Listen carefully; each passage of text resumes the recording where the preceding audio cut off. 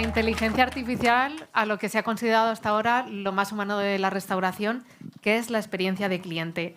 Vamos a contar con Carlos Rivera, director de clientes de Medallia, Nico Ayala, director de operaciones de APS Hostelería, y Abel Valverde, director de Pescaderías Coruñesa Restauración y director del restaurante desde 1911.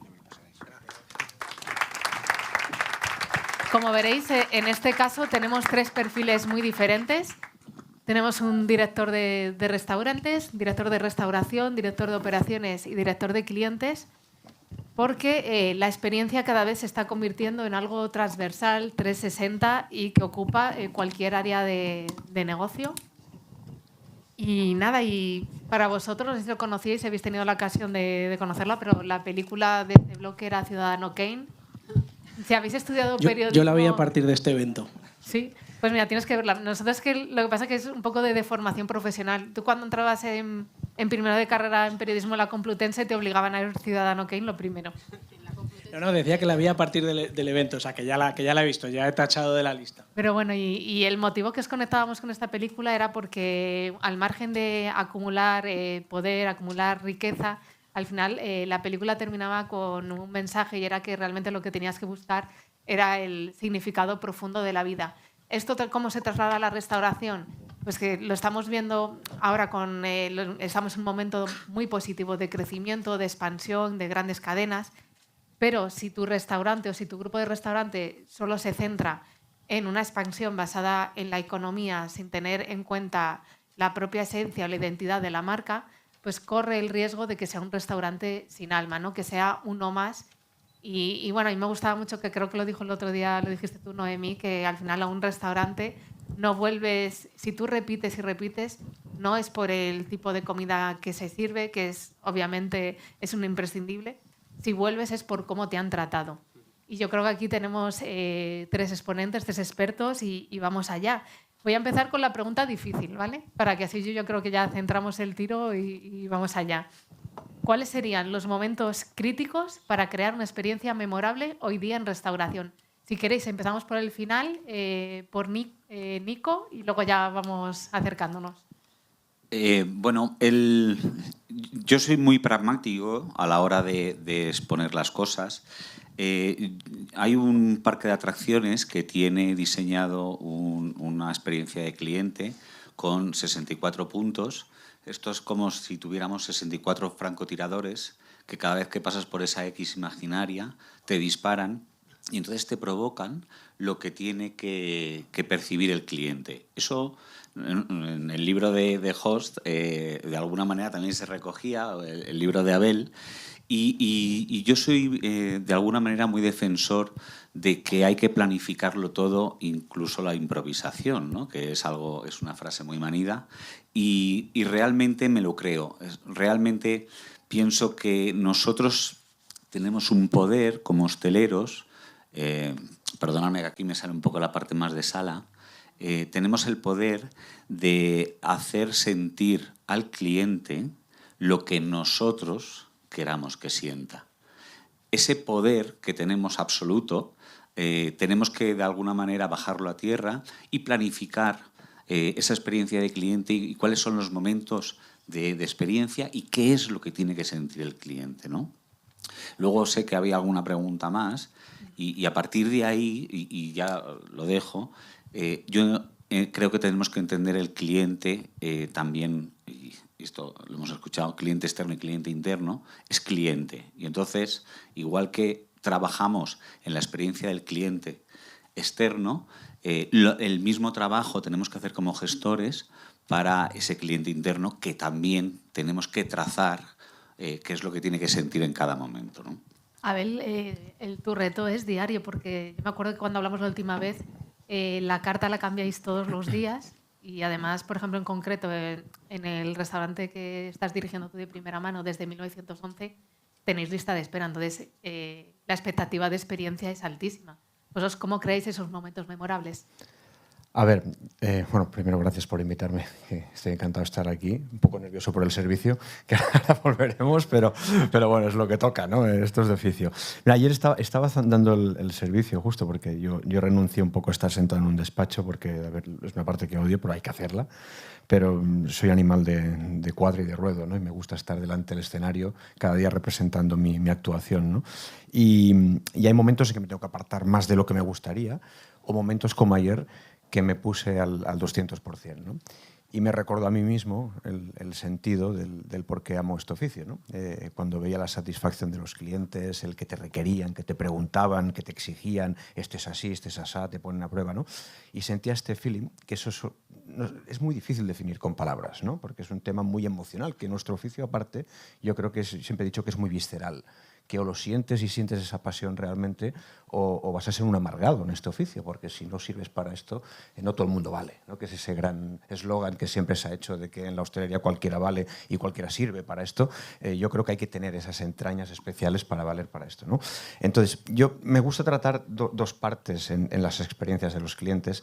Creo que no todos los clientes son iguales, porque los estándares funcionan muy bien cuando lanzamos una franquicia o el mantener esto hay que hacerlo así, asá, y es un manual de implantación que está bien, pero la sociedad va cambiando. Entonces, el cliente no es el mismo. Ayer analizaba justo en este servicio 10 vertientes distintas de clientes. Uno venía buscando el business, no ser molestado, y yo no podía aparecer allí con el discurso pedante del pregón del pueblo, ¿no? Explicándoles lo que el chef piensa. En otro caso había un foodie muy conocido que me preguntaba hasta por el nombre de la vaca que habíamos servido, ¿no? Que era así, ¿no? Y levantaba los platos y tal, lo cual requería estar encima. Y luego había una pareja pues, que estaban sonriendo desde que entraron y salieron casi llorando. Entonces, cada actitud, ¿no? requiere un entrenamiento y una manera de adaptar al cliente. Creo que el error ha sido de tratar a todo el mundo por igual cuando lo que vienen buscando a tu restaurante son distintas cosas, en diferente formato. Y eso son dos líneas de trabajo. La psicología con el cliente y la psicología con tu personal. Porque esto lo puedo identificar yo, pero quiero que mi equipo sea capaz de identificarlo. Y en función de eso, tener capacidad camaleónica adaptativa del estilo de servicio que haremos incluso para poder, y como bien decías, nuestro restaurante ha roto todos los esquemas. Los gastronómicos hemos sido pedantes, hemos sido impositivos, hemos obligado al cliente a pasar por nuestro aro, y con este proyecto que empecé pues me rompió todos los esquemas y decían, no, es que aquí cada día es una historia nueva. O sea, lo de hoy no me vale para mañana. De hecho, yo estoy aquí ahora y no sé lo que voy a dar en el mediodía. Es real, porque los menús a la una se han explicado y yo no estoy y no sé qué voy a servir, ni qué voy a hacer en la sala, qué voy a trabajar, qué le voy a explicar al cliente. Eso te obliga a tener esa capacidad de cambiar todo completamente, ¿no? Paso palabra que si no me enrollo demasiado. Qué tensión me has trasladado. No, y Carlos, yo quería haceros un poco más de introducción porque no sé si lo conocéis, pero bueno, Medallia es una empresa americana, es una de las empresas más expertas en el mundo en experiencia de cliente y empleado. Ellos manejan datos en España, contáis con la mayoría de empresas del IBEX, trabajáis para todos los sectores, y yo quería esa perspectiva muy técnica que tienes tú sobre, por ejemplo, el gran reto que se ha puesto sobre la mesa hoy en el día es cómo conectamos experiencia de cliente y experiencia de empleado, y qué buenas praxis que tú has visto en otros sectores crees que se podrían aplicar. Bueno, yo en primer lugar creo que es importante, estábamos hablando de momentos de la verdad y demás, yo creo que es importante primero entender la experiencia como un todo. Hablábamos en la pregunta que hacías sobre cuál es el momento más importante, y yo simplemente quería añadir que nosotros, como tenemos esos millones de datos, trabajamos con grandes cadenas hoteleras, restauración, ahí está un poco nuestro origen, aunque luego hemos crecido a otros, y la importancia está en lo que llamamos el journey, ¿no? el end-to-end. Puedes hacer una experiencia única sirviendo el plato, pero si ha sido un desastre la reserva te va a afectar en toda la experiencia, ¿no? Entonces yo aquí la recomendación que os haría es tener en cuenta los momentos de la verdad y el efecto wow están muy bien, pero primero cuida una coherencia desde el principio hasta el final con tu promesa de marca y que sea una buena experiencia en todos esos puntos. Y luego la conexión entre la experiencia del cliente y el empleado, esto es algo que es muy diferencial en restauración, hoteles y demás, que bueno, frente a otros sectores pues hay otras cosas que cuestan un poquito más, sobre todo en temas tecnológicos, donde lógicamente el tener un equipo de operaciones que está muy en las operaciones de sala, un equipos físicos, pues no facilita tanto como un banco, por ejemplo, donde tenemos la mayoría de los empleados delante de un ordenador, ¿no? Pero hay una cosa que sí que es diferencial y es precisamente esta, cómo se lleva a las operaciones del día a día toda la parte de información del cliente, ¿no? Primero se empezó con la parte de encuestas, luego se empezó a sumar toda la parte de reseñas y ahora ya, como tenemos interacciones en muchas áreas, como puede ser un WhatsApp y demás, todo eso se puede analizar. Hemos hablado de la inteligencia artificial y demás, pero una cosa que antes de que la inteligencia artificial estuviera prácticamente en todas las conversaciones, ya se hacía, y es cómo se traslada esa visión del cliente a la operativa diaria, ¿no? Nosotros, por ejemplo, llevamos a las operaciones a los gerentes, pero también a los empleados, con una aplicación y demás, un resumen de todo eso que se está hablando de ese restaurante en concreto. Lógicamente, la dirección también tiene una visión agregada, y cómo se utiliza en la operativa para hacer reuniones diarias, semanales, depende un poco del volumen que tienes. El sistema te va a indicar cuáles son tus prioridades, pero la hostelería hace muy bien eso. Esas reuniones diarias, tomar la información del cliente y utilizarla primero para celebrar y tener un mayor compromiso de los empleados, que notan que participan dentro de esas mejoras. También todo lo que es utilizar la información directa del cliente cuando las noticias o las reseñas o los comentarios no son tan buenas, pero de una manera positiva lo podemos encauzar a cambios estructurales y a cambios del día a día que podemos hacer en la operativa. Entonces, en definitiva, esa conexión cliente-empleado y llevarlo a la operativa y no solo a la táctica o a la dirección general es algo muy diferencial en el mundo de la hostelería. Así que enhorabuena a todos. Sí, a ver, referente a esto, que es verdad, yo soy súper techie, es un tema, mis pasiones son la tecnología y colecciono incluso cosas de los 70 y los 80 y soy un fanático. De hecho, me descargué esto del Plaut, que lo llevo aquí enganchado en el teléfono, porque me dijeron que me facilitaría la vida a nivel de reuniones, que tengo varias durante las mañanas y tal, y la verdad que la tecnología es espectacular. O sea, esto te hace las reuniones ya casi solas, y te las escribe, te las transcribe y es la pera, ¿no? Pero fíjate una cosa que es más analógica, pero que a nuestros clientes veo el efecto wow que provoca en este reconocimiento que hablamos de adelantarte las circunstancias del cliente, ¿no? Bien porque ha habido un problema, bien porque... yo, al tener cada día la capacidad de improvisar, me obliga a personalizar la experiencia del cliente. Entonces, antes de que venga el cliente, tenemos a nuestras hostess escribiendo qué han comido anteriormente en un librito que damos individualmente, donde sale el historial que ha comido el cliente, qué preferencias de vino tiene, por ejemplo, qué último pescado tomó, porque en el caso que a mí ya me salte el warning de que ese pescado que tengo hoy lo tomó la última vez, tener la capacidad de reacción.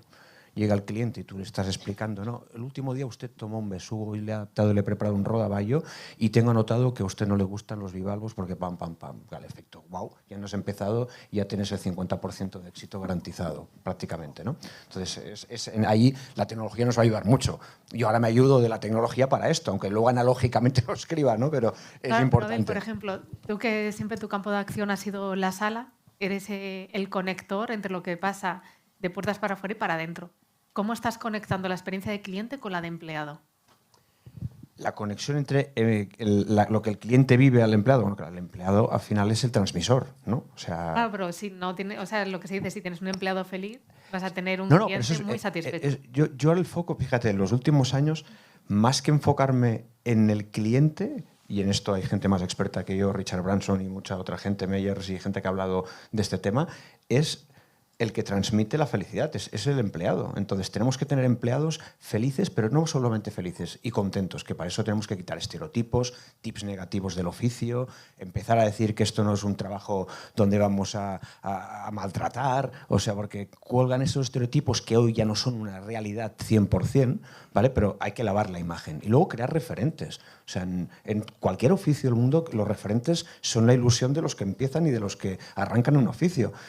Y en la sala, por ejemplo, no los hemos tenido, no nos hemos publicitado, no se nos ha dado la imagen necesaria. Y lo que os decía al principio, cualquiera puede dedicarse a esto, por lo tanto, pues mejor dedícate a otra cosa, mamá, quiero ser camarero, no, que esto es corrupción, perversión, nocturnidad, vicios y todo lo peor. Claro, es lo que es la losa que llevamos encima.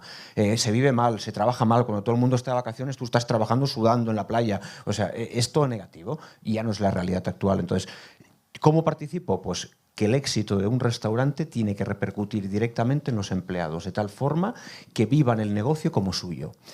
primero. Y luego, aparte de esto, sentir los colores. Lo que nos pasa en un equipo de fútbol. ¿Tú con qué te identificas? Con aquel jugador que sabes que ama el Madrid, que ama el Barça, que ama... ¿no? ¿Por qué? Porque vienen de la cantera, cuando marcan un gol notas su euforia. Pues esto es lo mismo. Un fracaso en el restaurante, quiero que se vayan a casa con la sensación de fracaso, de dolor, y que mañana vuelvan con la impetud de no volver a cometer el mismo error. Y eso solo se soluciona participando el equipo en ello, ¿no? Viviendo el negocio. Oye, Nico, ¿y tú que eres consultor, qué herramientas tiene un gestor para que su equipo sienta la camiseta y cree esa experiencia memorable?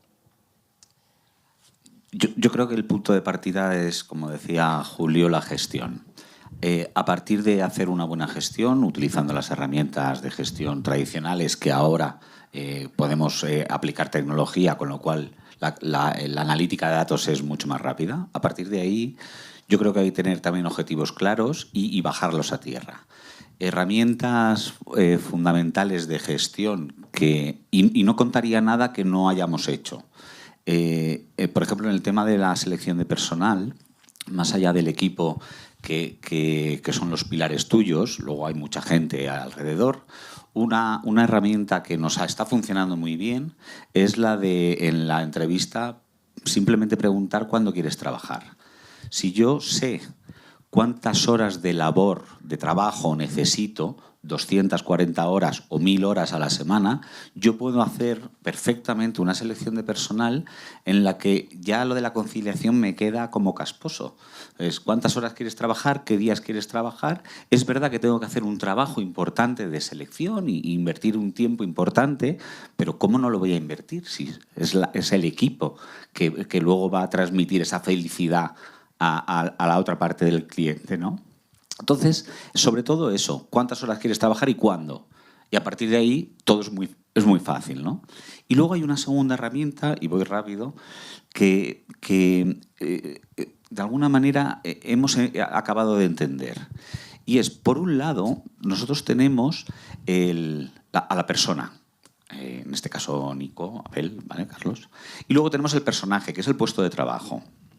Entonces, el personaje, el puesto de trabajo, en este caso camarero, requiere en esta casa de unos atributos. La persona tiene algunos, pero no los tiene todos. Y le puede pasar, como persona, una parte de los atributos a ese personaje, a ese puesto de trabajo. Pero luego aquí viene la conciencia actoral.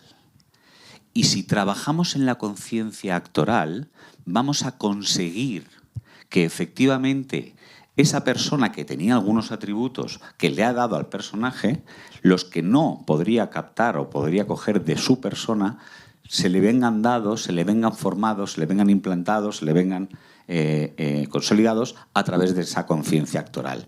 Esas dos herramientas están ayudando a que al final la gente empiece a meter un gol y besar el escudo, ¿sabes? Bueno, pues yo para terminar quería introducir una tercera, yo creo, y definitiva herramienta. Ayer leía un post muy bueno de Carmen Lence, que es la CEO de Leche Río, que decía que los humanos tenemos 2 oídos y una boca porque necesitamos escuchar el doble de lo que decimos. Y me pareció muy buena definición para la escucha activa que hoy se necesita para conciliar tanto empleado con la experiencia de cliente. Quería preguntaros ya para terminar, ¿cómo trabajáis también la escucha tanto de empleado y de cliente para que el negocio de restauración, el restaurante, funcione mucho mejor? Puedes dar primero, Abel, la perspectiva desde la operativa de un restaurante y luego ya completar con la visión de los expertos. Bueno, yo tengo que reconocer que antiguamente no he escuchado a nadie. O sea, lo digo públicamente porque es verdad. Vengo de esa hostelería narcisista, incluso jerárquica, imperialista, y que lo que hacía era aquí mando yo y se hace lo que yo digo. También era una edad muy poco madura por mi parte, tenía 22 años, que me encuentro en Madrid. Pero eso fue hace nada. Sí, nada, hace poco. Y entonces, pues claro, arrancar un proyecto con la presión de Santi Santa María, de estrellas Michelin, tal, pues todo era muy visceral, ¿no? Claro, el tiempo ha ido pasando, he madurado, lógicamente, y he entendido que la gestión de los equipos pasa por otro formato. De no dar voz, lo que pase es a dar voz, ¿no? Y a escucharles activamente y muy activamente, ¿no? Y entender que las cosas, aunque piense yo que si no las hago yo no se van a hacer como yo quiero o lo bien que yo quiero, ¿no? Que eso es también a veces es muy fustigador, pero entendiendo que las cosas funcionarán mejor cuando yo no estoy, si soy capaz de saber delegar, ¿no? Que es algo que cualquier profesional y gestor de equipos tiene que saber hacer, ¿no? Entonces, yo estoy en esa fase, en escuchar, y yo siempre digo que una bronca, una corrección no tiene ningún tipo de valor si luego no viene acompañada de una explicación, ¿no? De un argumento.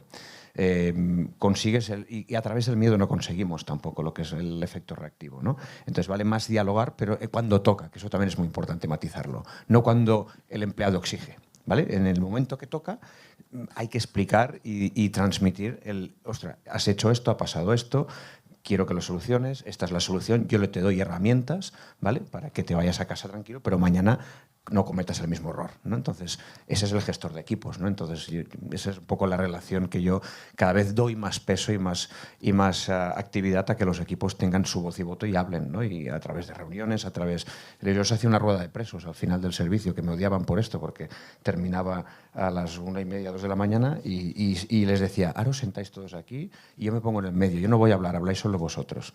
Y la gente son válvulas de presión, entonces si tú no abres esas válvulas, las erosiones suceden en los peores momentos o en los momentos menos indicados. Entonces, ahí me di cuenta que abriendo esas válvulas las cosas salían y luego todo iba como dulce, tranquilo, se llevaba mejor, se querían más entre ellos. Entonces, bueno, eso fue mi primer ejercicio, ¿no? que sigo aplicando a día de hoy, ¿eh? Nico, para terminar. Bueno, partimos de marketing. Entonces, partiendo de la base de que el cliente externo y el cliente interno es lo mismo o tienen la misma importancia, yo sí que terminaría con la frase de que el cliente no siempre tiene la razón, pero siempre es el cliente. Entonces, apliquémoslo y escuchemos y con la misma intensidad que antes escuchábamos al cliente externo, lo hagamos con el cliente interno, ¿no? Y Carlos, para terminar. Como estamos justos de tiempo, yo simplemente quiero decir, como recomendación, hemos hablado del jefe tiránico, ¿no? A veces, sobre todo en empresas que sois cadenas, que tenéis operaciones más complejas, es importante escuchar al empleado dotándole capacidades para poder hacerlo primero de manera continua, no esperar a solicitárselo tú, poderlo hacer de manera anónima y además poderlo hacer saltando a su jefe para que nos entendamos, ¿no? Porque muchas veces en los momentos de la verdad del empleado uno crítico es la relación con el jefe, cuando cambia, cuando viene uno nuevo.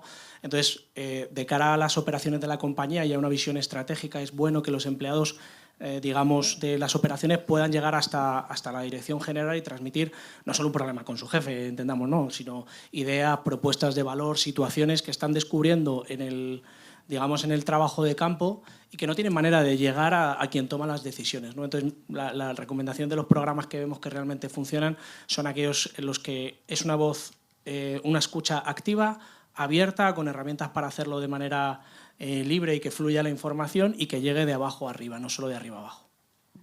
Pues muchísimas gracias.